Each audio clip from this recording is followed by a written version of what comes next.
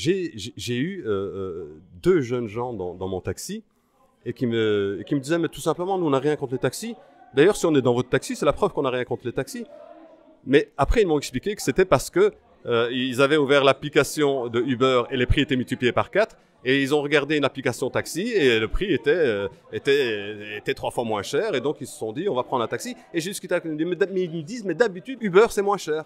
Et je leur dis, ben, vous êtes jeune, on ne peut pas vous parler de votre pension, mais je peux vous parler de vos études, du fait que vous pouvez faire du sport, que vous pouvez être soigné lorsque vous avez un bobo.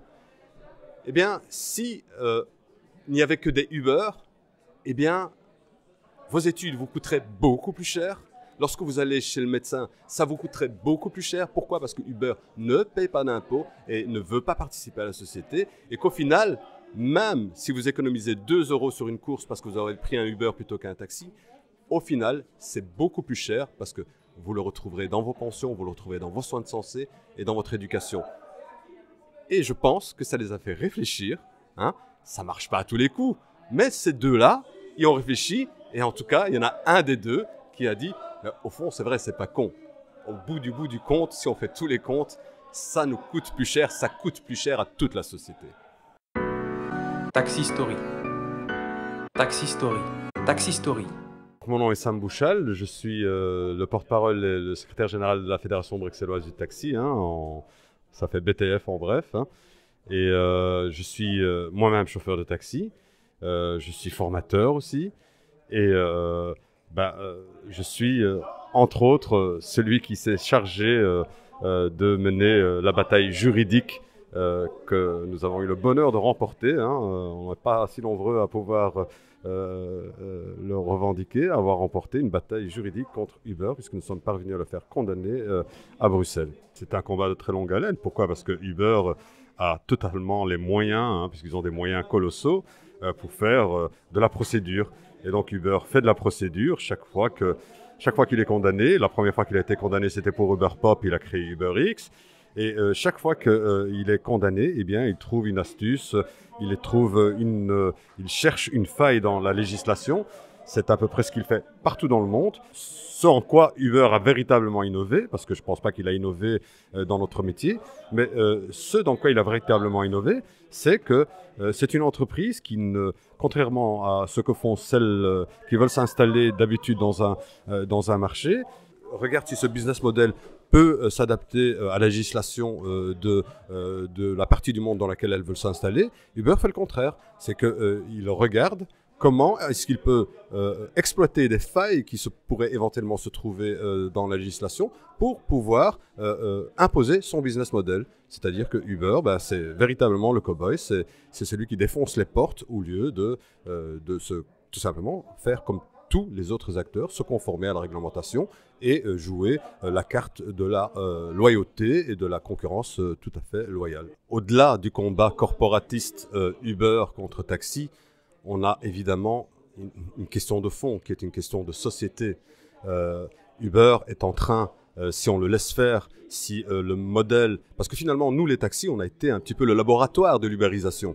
Si ce modèle que Uber propose, c'est-à-dire de finalement démolir ce que nous avons mis plus d'un siècle à construire, c'est-à-dire la sécurité sociale, et la sécurité sociale, eh bien, c'est le ciment de toutes les sociétés civilisées. On a des sociétés comme Uber qui, elles, font tout pour casser ce modèle social en se débarrassant de toutes les obligations que chaque patron doit avoir vis-à-vis des gens qui travaillent pour lui, c'est-à-dire de leur garantir des conditions décentes de travail, de leur garantir un salaire, de participer finalement à la vie sociale, hein, parce que Uber, vous le savez très bien, fait tout pour ne pas payer d'impôts, n'en payer le moins possible. Or, nos impôts, ils servent à quoi? Eh bien, ils servent à payer nos écoles, ils servent à payer nos soins de santé. Et en cette période de pandémie, Dieu sait si c'est vraiment nécessaire de financer les soins de santé. Et Uber, c'est aussi ceux qui combattent ce modèle de société qui nous permet tous ces avantages, c'est-à-dire l'éducation, la santé, la pension, et finalement la solidarité de tous avec tous. C'est-à-dire que le puissant aide celui qui est plus faible, celui qui est en bonne santé aide celui qui est en moins bonne santé. Et le modèle d'Uber, c'est le chacun pour ça. Hein, Et finalement, le meilleur et celui qui a le plus de pognon, le plus de potes haut placés, eh bien, remporte la mise et écrase tout le reste. On ne veut pas d'une société comme ça et je pense que les gens seraient bien avisés de regarder ça de près et pas au niveau simplement du taxi contre Uber, mais de ce que Uber va faire de notre société dans le futur. Et ce que Uber pourrait bien faire de notre société dans le futur, c'est une société où il n'y aurait plus que des Jeff Bezos, où il n'y aurait plus que des Elon Musk, où il n'y aurait plus que des milliardaires, des gens qui auront écrasé toute concurrence et qui se retrouvent finalement plus puissants que les États eux-mêmes. Et ça, c'est extrêmement dangereux pour nos démocraties et pour nos sociétés. Le chauffeur VTC était évidemment la première victime de ça, parce que au tout début de Uber, c'était les taxis qui gueulaient, qui allaient dans les rues, qui manifestaient. Puis on voit aujourd'hui, il y a à peu près 172 procès dans le monde. La plupart des procès sont faits par des chauffeurs Uber à Uber, en leur disant mais non, finalement, vous dites que nous sommes des indépendants, que nous sommes nos propres patrons, mais vous décidez du prix qu'on doit pratiquer, vous décidez du standard de véhicule qu'on doit avoir, vous décidez de nous sanctionner et de nous jeter d'un clic algorithmique. On ne peut pas là dire que finalement l'opposition première c'est le taxi. Non, la première des oppositions c'est le travail et son organisation face à une pieuvre, à quelque chose qui véritablement transformera, mais de façon profonde, nos sociétés et pas, malheureusement, pas vers le bon sens. Parce que le progrès, parce que vous savez, comment Uber très intelligemment a fait pour nous disqualifier, c'est en proposant et en suggérant que notre métier était un métier du passé, que nous étions des technophobes, que eux c'était la technologie et qu'il ne fallait pas s'opposer au progrès. Mais la technologie c'est une chose, l'innovation c'est une chose, mais toutes les technologies et toutes les innovations ne vont pas vers un progrès. Certaines constituent un recul. Or, ici, on en a l'exemple flagrant avec Uber, qui a effectivement des ingénieurs qui travaillent technologiquement. C'est vrai que leur application, elle est super bien foutue, etc. Mais en termes d'innovation, c'est plutôt une régression qu'un progrès parce qu'on revient au travail à la tâche, on revient aux gens qui doivent travailler de plus en plus d'heures pour gagner... pour espérer gagner décemment ou plus ou moins décemment leur vie, finalement, on revient à ce que nos arrière-grands-parents vivaient. Et ça, il faut vraiment tous qu'on se batte, pas que les taxis, tous les travailleurs doivent se battre contre ce plan, ce projet pour la société. C'est un combat idéologique finalement.